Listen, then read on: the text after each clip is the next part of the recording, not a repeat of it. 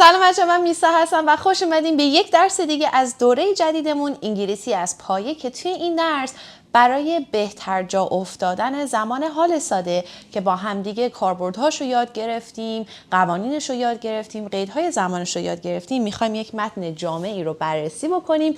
این متن فقط داخلش از زمان حال ساده استفاده شده که به شما همونطوری که گفتم هم کمک میکنه مطلب براتون بهتر جا بیفته، هم این که یاد میگیرین چجوری این زمان رو به صورت واقعی توی جملات روزانه‌تون برای توصیف روزتون استفاده بکنین. تا آخر این درس همراه من باشین.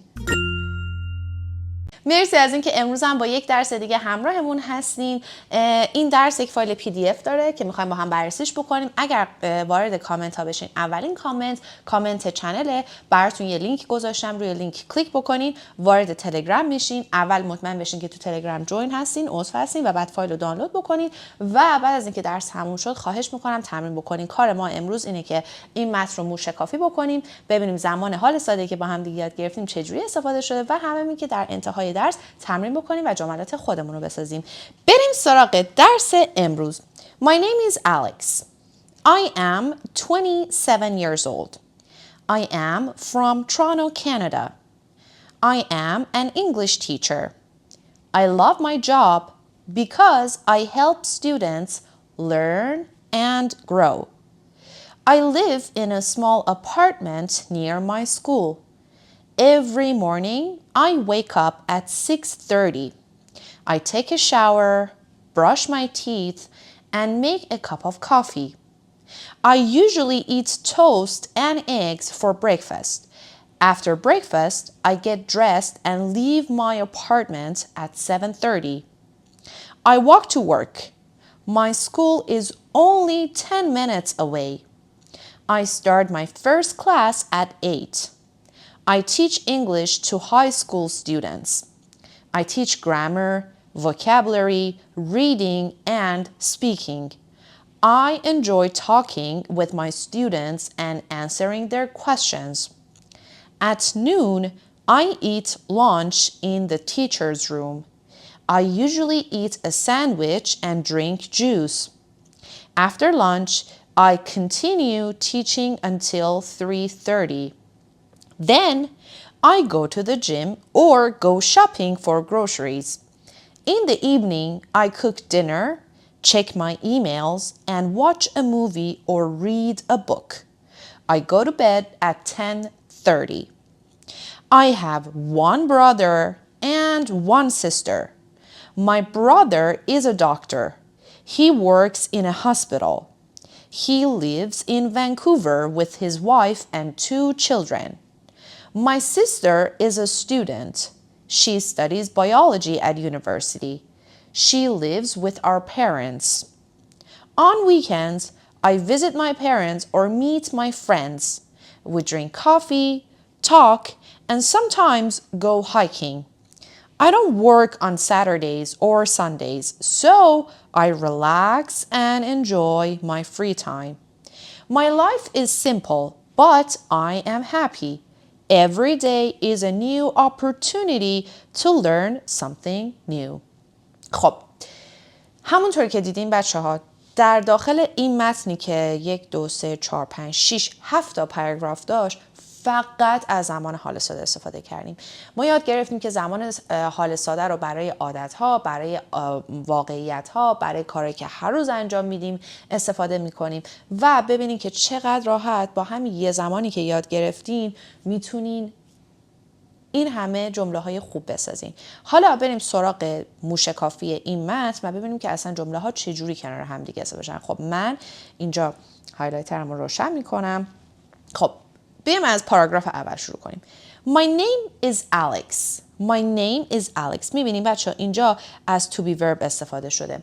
گفتیم که to be verb ها رو که صرف میشدن am, is, are میگفتیم برای I am, you, we, they, are و he, she, it از is استفاده میکنیم.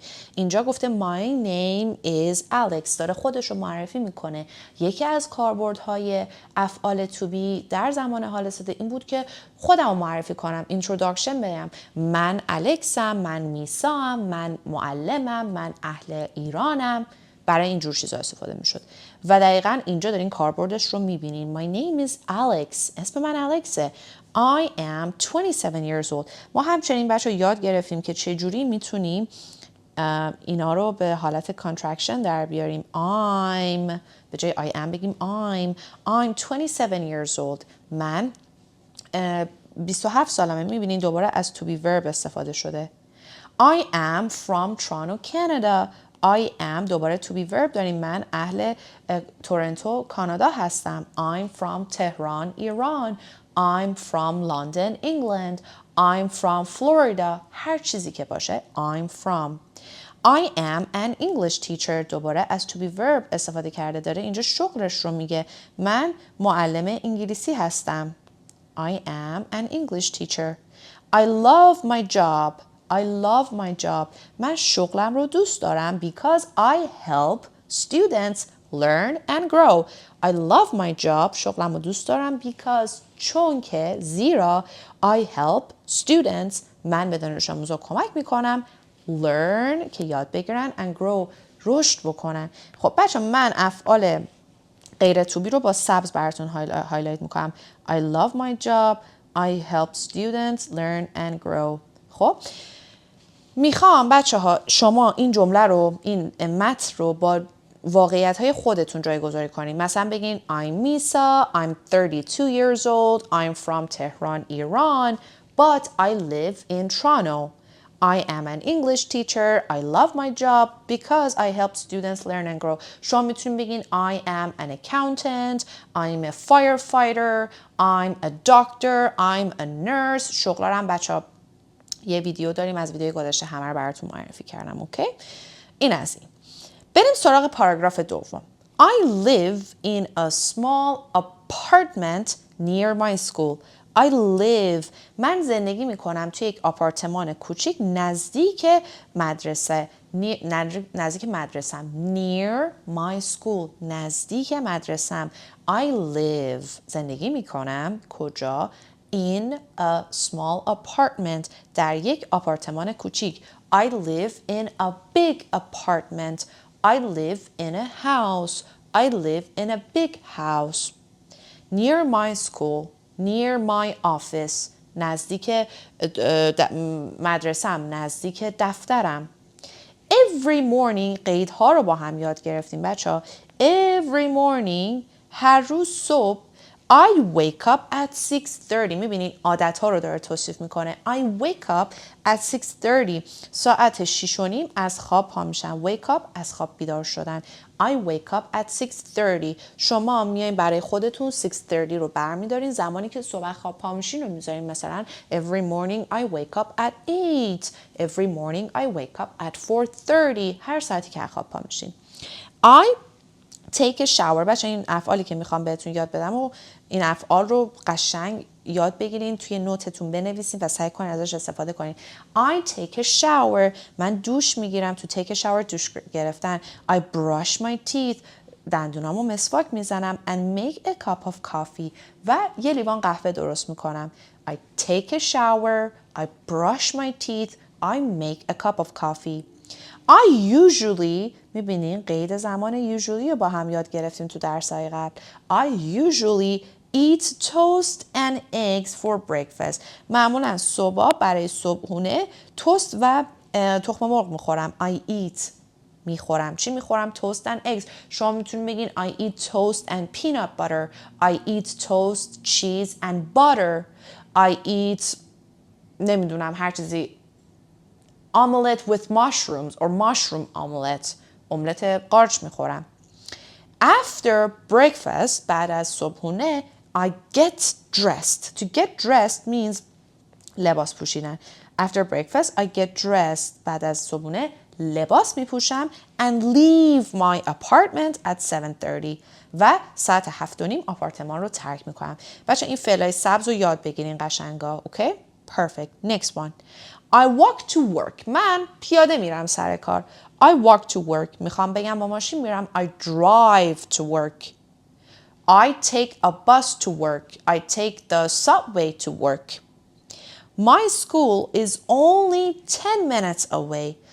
مدرسه من فقط 10 دقیقه با من فاصله داره. این عبارت بچه عبارت خیلی خوبیه. My school is only 10 minutes away.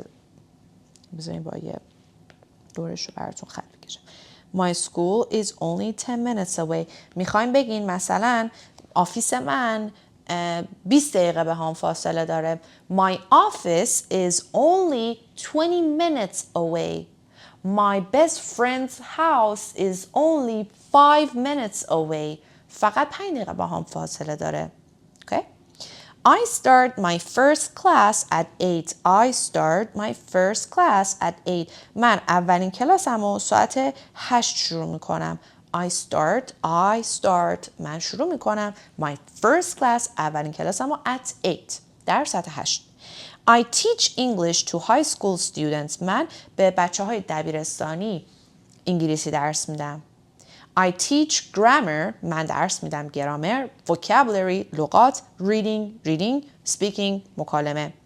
I enjoy talking with my students and answering their questions. I enjoy talking to my students and answering their questions. بچه دقت بکنیم. بعد از verb enjoy من اگر بخوام فعل دیگه یا بیارم من لذت میبرم از چی؟ از صحبت کردن، از درس دادن، از آموزش دادن. verb دیگه یا فعل دیگه میبینی الان اینجا 2 تا فعل دارم. فعل اولم enjoy هستش، فعل بعدیم talking هستش. من بعد از enjoy فعل دومم رو به صورت ing form میارم. I enjoy talking. I enjoy teaching. I enjoy helping. I enjoy walking. I enjoy riding a bike. I enjoy playing the piano. اوکی؟ پس فعل دوم بعد از enjoy با ing میاد. میبینین I enjoy talking with my students and answering their questions. الان این 2 تا جمله من میبینین بذار من اینو براتون با زرد. میبینین من اینجا یه جمله دارم. اینجا هم یه جمله دیگه دارم. این 2 تا جمله رو با and به هم دیگه وصلش کردم. با and به هم دیگه وصلش کردم. با and. I enjoy talking with my students. I enjoy answering their questions. اومدم I enjoy دوم رو حذفش کردم. شده I enjoy talking with my students and answering their questions. At noon میبینین دوباره اینجا الان یه قید دارم. At noon I eat lunch in the teacher's room. توی بعد از ظهر من غذامو توی اتاق معلما میخورم. I usually eat a sandwich. I usually eat a sandwich. معمولا یه ساندویچ میخورم and drink juice و آب میوه میخورم. آب میوه مینوشم. So eat, drink. After lunch بعد از ناهار I continue teaching until 3:30. بعد از ناهار ادامه میدم به درس دادن تا ساعت 3:30. I continue teaching. I continue talking. I continue recording. I continue learning. I continue studying. بس بعد از continue هم verb من با ing میاد. میبینید اینجا دوباره 2 تا فعل دارم. continue و teaching. Then سپس I go to the gym. بعدش میرم به باشگاه. I go to the gym or go shopping for groceries. یا میرم خرید خونه میکنم. Go shopping for groceries. بچه این جمله خیلی جمله خوبیه. I go shopping for groceries. I go shopping for groceries. میرم خرید خونه. In the evening عصرا in the evening I cook dinner. شام میپزم. I cook dinner. I check my emails and watch a movie or read a book. شام میپزم، ایمیلامو چک میکنم، یه فیلم میبینم، یه کتاب میخونم. پس افعالو ببینین. cook, check, watch, read.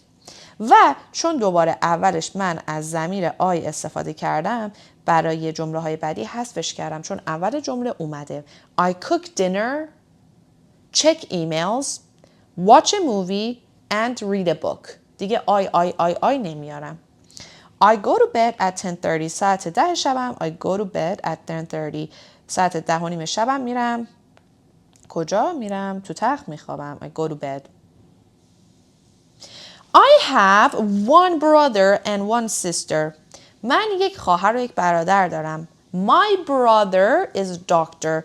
برادر من دکتره. My brother دوباره برگشتیم به to be verb ها. My brother is a doctor. He works in a hospital. اون توی یک بیمارستان کار میکنه. He lives in Vancouver with his wife and 2 children. اون ونکوور با زنش و 2 بچه هاش زندگی میکنه.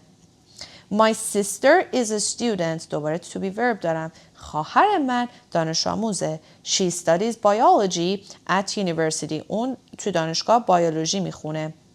She lives with our parents. She lives with our parents. اون با مامان بابام زندگی میکنه.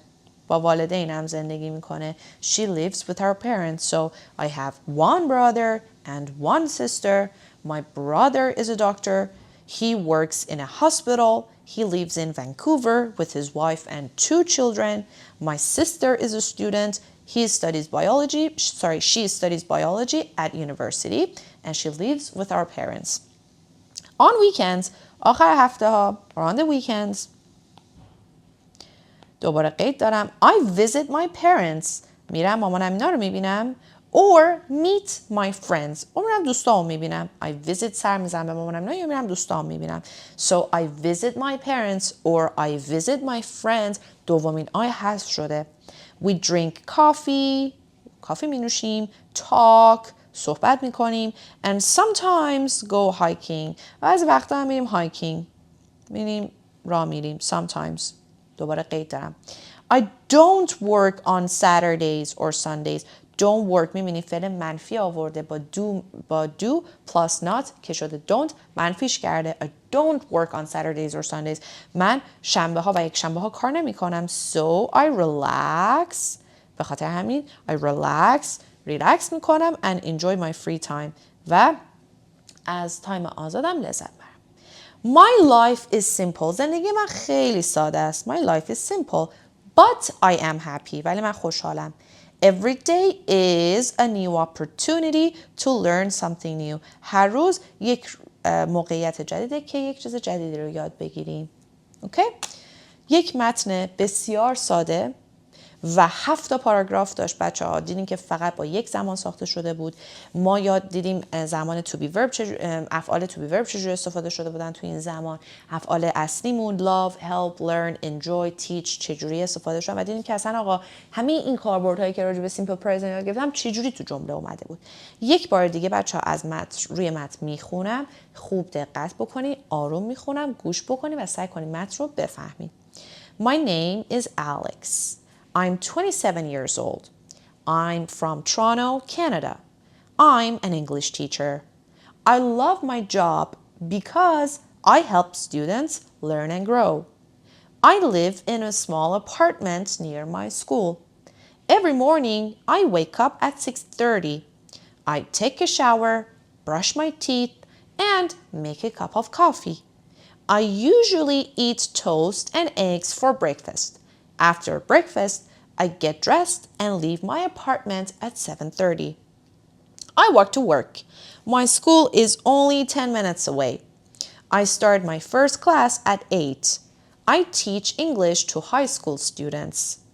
I teach grammar, vocabulary, reading, and speaking. I enjoy talking with my students and answering their questions. At noon, I eat lunch in the teacher's room. I usually eat a sandwich and drink juice. After lunch, I continue teaching until 3:30. Then I go to the gym or go shopping for groceries. In the evening, I cook dinner, check my emails, and watch a movie or read a book. I go to bed at 10:30. I have one brother and one sister. My brother is a doctor.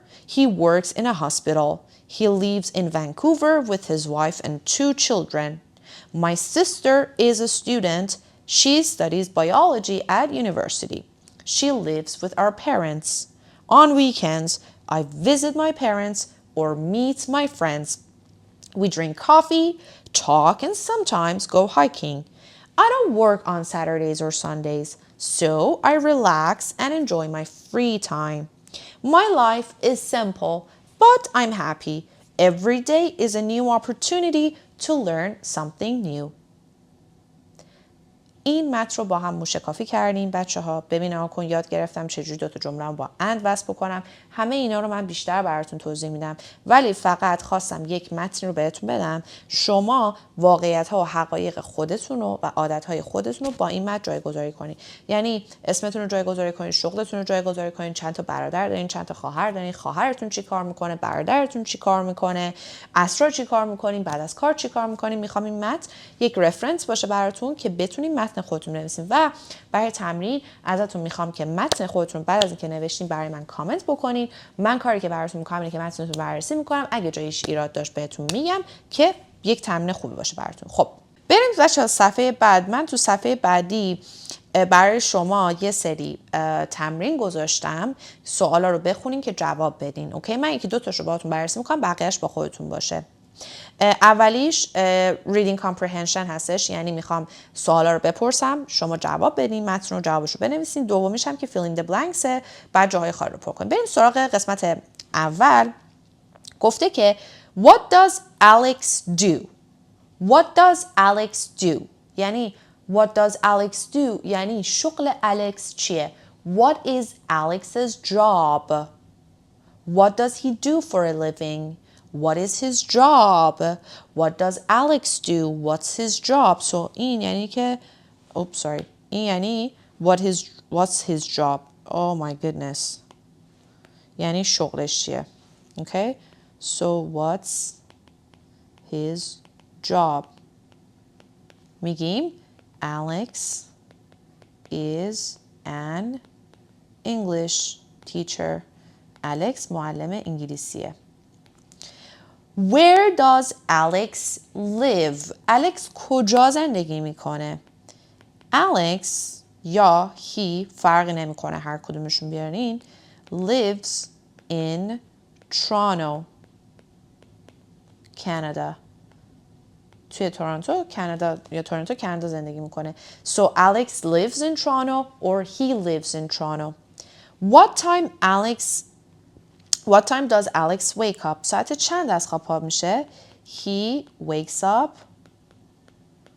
at 6:30. ساعت 6:30 از خواب پا میشه. خب همینجوری میخوام سوالا رو بخونیم و جواب بدین. بچه‌ها یک درسی قراره براتون آماده بکنم، بعدن که 1-2 تا زمان دیگر یاد گرفتیم بهتون WH question ها رو یاد بدم. WH question ها چی هن؟ همین اینا. What, where, what time, what does, how, what time. میبینی what, how many, where. اینا همه میشه WH question ها. بهتون یاد میدم چجوری بسازیم. شما فعلا فقط سوالا رو بخونین و جواب بدین. قسمت دوم fill in the blanks هستش که جای خالی رو باید پر بکنیم با فعلی که توی پرانتز داده. میبینید اینجا یه فعل تو پرانتز داده، ما باید فعل رو بسازیم. Alex سوم شخصه، میدونم که سوم شخص ها اسم میگیرن. so Alex lives زندگی میکنه تو تورنتو. He دوباره Alex he میشه wakes up، پس wakes up اینجا wakes میشه. اوکی، همینجوری میخوام افعال رو توی جای خالی با توجه به اون چیزی که تو پرانتز اومده پر بکنیم و جواب اینا رو هم براتون گذاشتم، میتونین چک بکنین ببینین کدوما رو درست جواب دادین.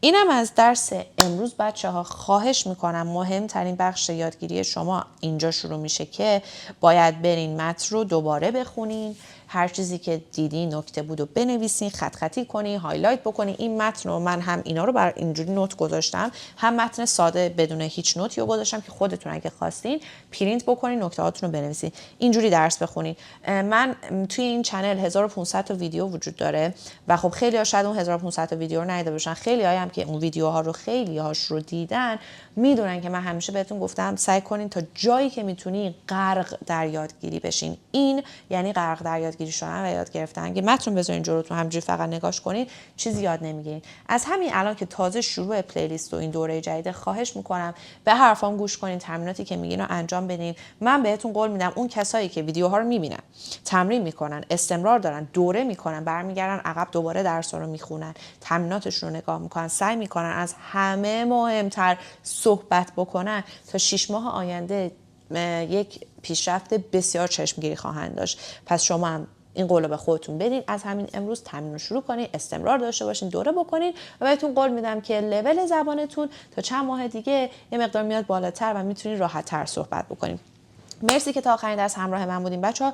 لطفاً این متن رو بخونین، متن خودتون رو برام کامنت بذارین. من قول میدم همین کامنت‌ها رو بخونم. اگر ایرادی داشت براتون، مشکلات گرامریتون رو درارم، درستش بکنم براتون. و اینکه مرسی از اینکه امروزم یک بار دیگه، یک روز دیگه برای خودتون، تایمتون، زمانتون، اهدافتون احترام قائل شدین، ارزش قائل شدین و به جای اینکه وقتتون رو بیهوده تو فضای مجازی صرف ویدیوهای بی‌ارزش بکنین، صرف یک درسی کردین که یه چیزی بهتون یاد داد، یک تمرینی براتون کرد و یک موضوع رو براتون جا انداخت. این خیلی با ارزشه.